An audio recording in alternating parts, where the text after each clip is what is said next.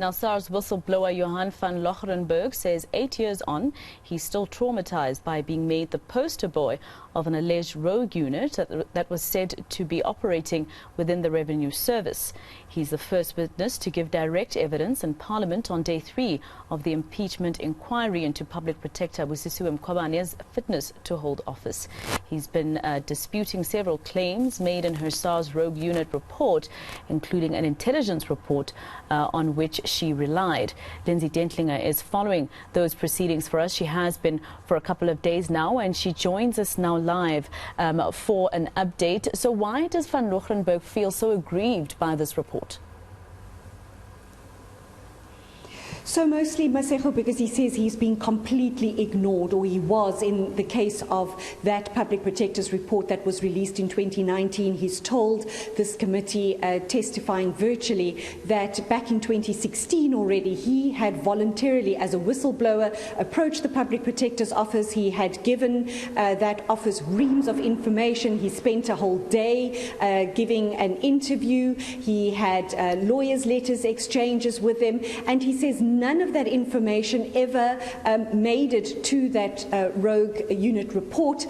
He feels that everything that he said was totally ignored, and as the SARS executive at the head of that unit that was supposedly engaged in these rogue activities, he said he was the person best placed to answer the question. Yet he's told this committee that Advocate Busisiwe Mkhwebane totally ignored him, and that she claimed that she couldn't find him to give evidence in relation to that report that she released back in 2019, and he told this committee that that was totally impossible, seeing as he has been residing at the same address since 2010, and he said there were numerous other ways to track him down. He had the same cell phone number for at least 2 decades, and he could have been contacted via lawyers and letters that were already deposed to that office. So he feels also that his dignity had been impugned by statements that the Public Protector had made in the public domain about him,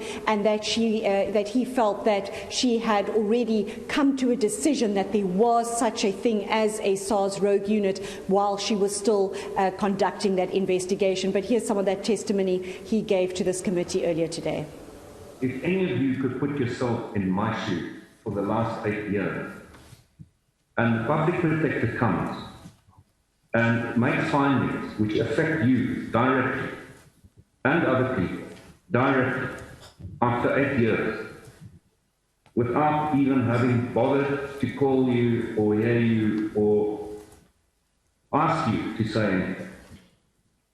In fact, it would be tantamount to this committee sitting without allowing Ms. Mkhwebane to participate in this process, without affording her the opportunity to have her legal representative cross-examine her.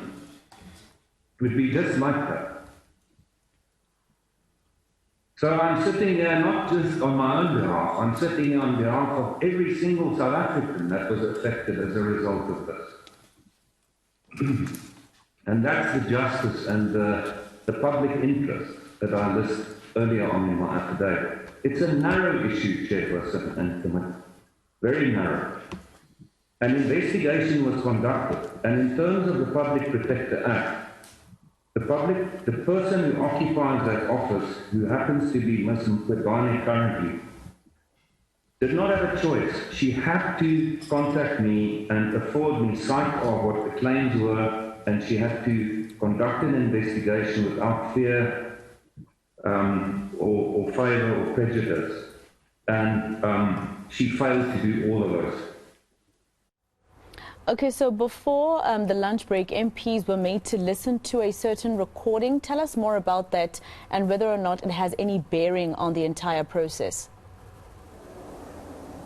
So in Mr. van Loggerenberg's testimony to again dispel and dispute the contents of this rogue unit report, reference is made by the Public Protector to an intelligence report. She had initially said that she didn't have a hard copy of this report, but she relied on its contents, which she said she had personal knowledge of, to inform her remedial action and her views that she expressed in that Public Protector's report. Later, she would say that a copy of that report was was dropped off anonymously at her office. This report really is now what is being discussed in terms of an interview that the Public Protector had with intelligence officials in regard to declassifying that report and being able to extract from the contents of that report, which Mr. van Loggerenberg also disputes its authenticity, and really in terms of the contents of that report, he says also being false, including allegations that the so-called rogue unit operating within SARS had allegedly bought equipment to further its alleged spying activities. Yes, Mr. van Loggerenberg again dispelling that.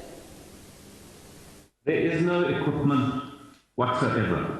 The unit never purchased, acquired, used, borrowed any kind of what can be considered to be spying equipment, ever. It's not how they work, it's not how they were permitted to work, and it's not what they were expected to do. So I don't know what this equipment is. I described the equipment. It's got nothing to do with this unit. So I don't know what was supposed to be returned, ordered to be placed into anybody's custody. All right, Lindsay Dentlinger with that report in Parliament. Thank you. Let's leave it there for now.